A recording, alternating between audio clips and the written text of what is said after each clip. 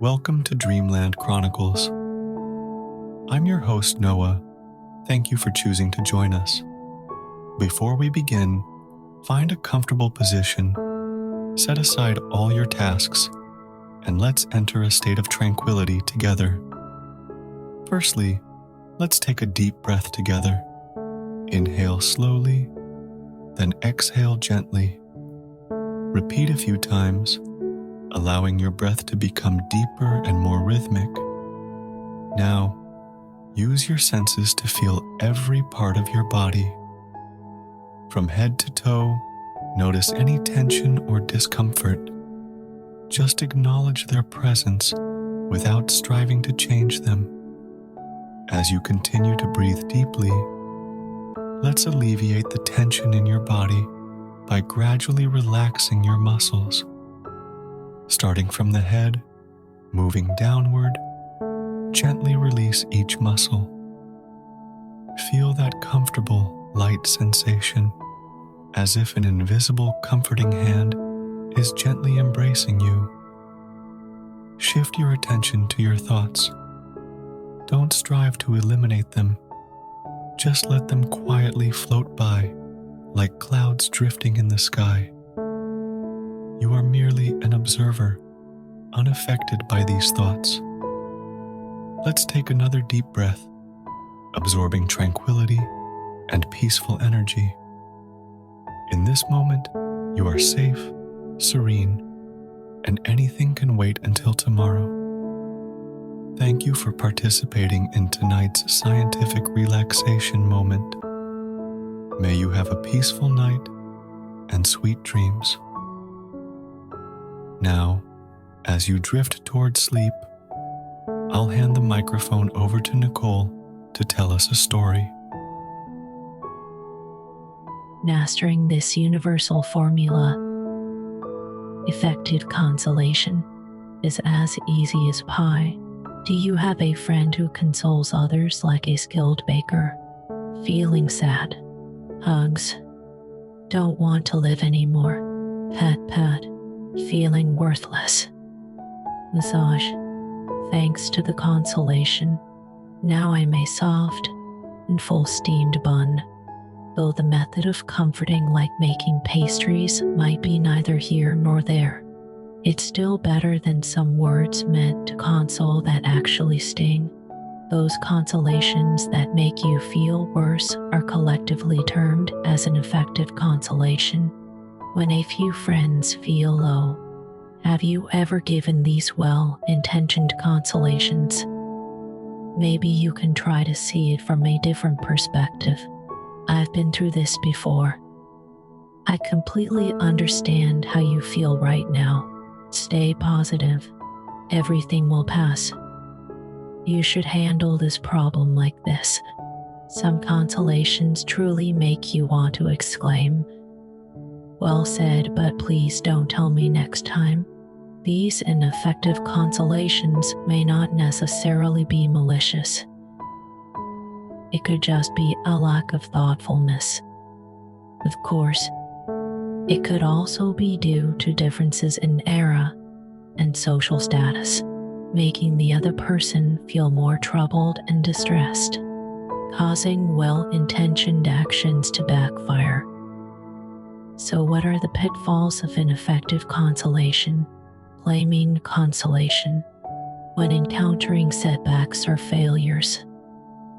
There are always people who come up with remarks like you should have known better, or it's your fault for not preparing properly, immediately denying the legitimacy of the other person's emotions. Even if the intention was to express care and regret for their dissatisfaction, such statements that superficially belittle others while actually elevating oneself will only make the listener roll their eyes. Sure, you know everything. Critical consolation. This erroneous way of consoling is akin to a villainous in romance novels. You're not smart to begin with. Don't make things difficult for yourself. by replacing emotional acceptance with seemingly objective criticism, negating and persuading others to give up or accept the consequences of failure will only make them feel more frustrated or misunderstood. It could be understood being sarcastic without any wrongdoing. Minimizing consolation. Some people's standard consolations are "it's not a big deal, it will pass." Breakup, unemployment, illness are all trivial matters in their eyes. This way of thinking immediately denies the legitimacy of the other person's feelings. Even if it comes with good intentions, it will only make the listener wonder if they are too fragile, thereby plunging into deeper sadness. Shifting consolation. This kind of consolation has another name: misery loves company. I was also very sad after my last breakup, or "oh, I've been through that before, but now I'm doing fine." Using one's own experience of overcoming similar situations negates the uniqueness of the other person's experience. This way of shifting the focus of the conversation for consolation will not give the feeling of mutual understanding, but instead make the other person feel neglected. I came to seek consolation. How come you're turning the tables on me? The golden rule of effective consolation.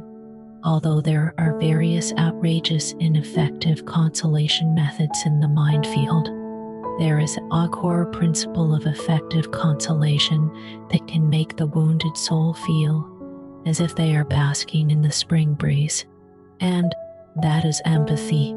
In this era where emotional expression is becoming increasingly important, we may have become accustomed to expressing our emotions in various ways.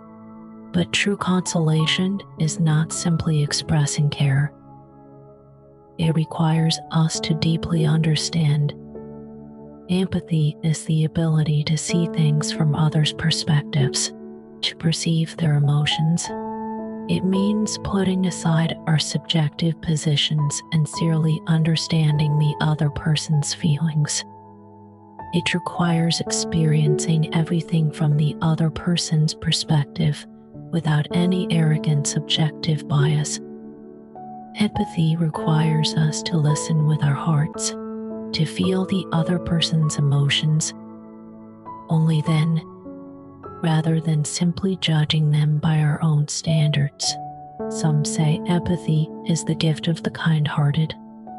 Kind-hearted people can always keenly perceive emotional activities that others are unaware of, genuinely wanting to help others. This kindness is the highest form of imagination because it connects our own minds with the experiences of others. If we can equally understand why the other person is upset, rather than patronizingly imagining how much better it would be if they didn't do this, or they should just listen to me, we have taken the first step towards effective consolation. When we can empathize, we can offer the most sincere comfort to others, because empathy is the ability to delve into another person's heart. In today's high-pressure and competitive society, emotional stability is overly advocated, causing many people's first reaction to difficulties to be suppressing themselves, denying the legitimacy of negative emotions such as sadness and anxiety. At such times, what you can do, tasked with the responsibility of soothing the soul, is to tell them, it's okay. It's all right to let it out when you feel stifled inside. Respecting tears is the best form of understanding. Although empathy may sound like a very emotional term, some researchers believe that empathy involves at least two components: emotion and cognition. Emotional empathy is the ability to feel others' emotions. If a spouse feels stressed, and sad. We may reflect these emotions like a mirror. If a friend is happy and joyful, we may also grin widely as if their happiness is contagious. Cognitive empathy is the ability to recognize and understand others' mental states. It can help us understand others' perspectives. When you notice that your partner is angry, you can guess that your jokes may not be effective. If you can see that a friend is sad and helpless, you won't be particularly surprised by their sudden outbursts. These two components of empathy require different neural networks in the brain to cooperate. Therefore, some people may have higher emotional empathy but lower cognitive empathy, and vice versa. Master pastry chefs evolve when faced with others' emotional distress. Empathy is crucial when consoling others. However, how do we apply it in practical situations? Firstly, we need to understand what kind of consolation the other person needs. Just like the hotly debated difference between consoling a T person and an F person online, although both are fundamentally about understanding and caring, people with different personalities may need different forms of consolation. Here, T people and F people are simplified terms based on the MBTI personality type classification. MBT as a self-report questionnaire that assesses individual preferences, categorizing personalities into 16 types based on differences in thinking, feeling, decision-making, and action preferences. Among them, T stands for thinking, tending towards logic and rationality. F stands for feeling, tending towards emotions and sensitivity when consoling others. Emotionally sensitive F people may need more emotional resonance and understanding, such as conveying a sense of camaraderie by saying. Rational T people may be more inclined to receive specific advice and solutions. They may appreciate practical suggestions like what should we do. However, it's worth noting that using MBTI as an example here is just to help everyone intuitively understand the different forms of consolation that people of different personality types may need. In real life, people's personalities, therefore, when consoling others, we need to flexibly adjust our methods based on the other person's personality and emotional state.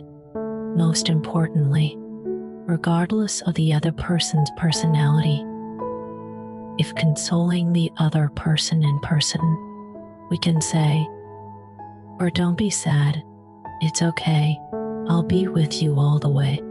These words not only convey your care and support, but also touch the other person's heart with warmth and sincerity. But besides words, body language is equally important. A gentle hug, a comforting pat on the back, or handing over a tissue can all make the other person feel your companionship and care. More importantly, maintaining eye contact with focused and patient gaze signals I'm here, I'm listening. When you maintain face-to-face communication with the other person, body posture is also an effective means of communication. Leaning slightly forward, nodding in agreement, and maintaining eye contact also convey support signals of I care about you, letting the other person feel your sincerity and concern. If you can only connect through screens, even if the distance is far, you can still warm the other person's heart with care. For example, order a cup of their favorite milk tea or a piece of cake for them and have it delivered to their hands. Such thoughtful gestures can make the other person feel a hint of sweetness and warmth in their busy or tired life.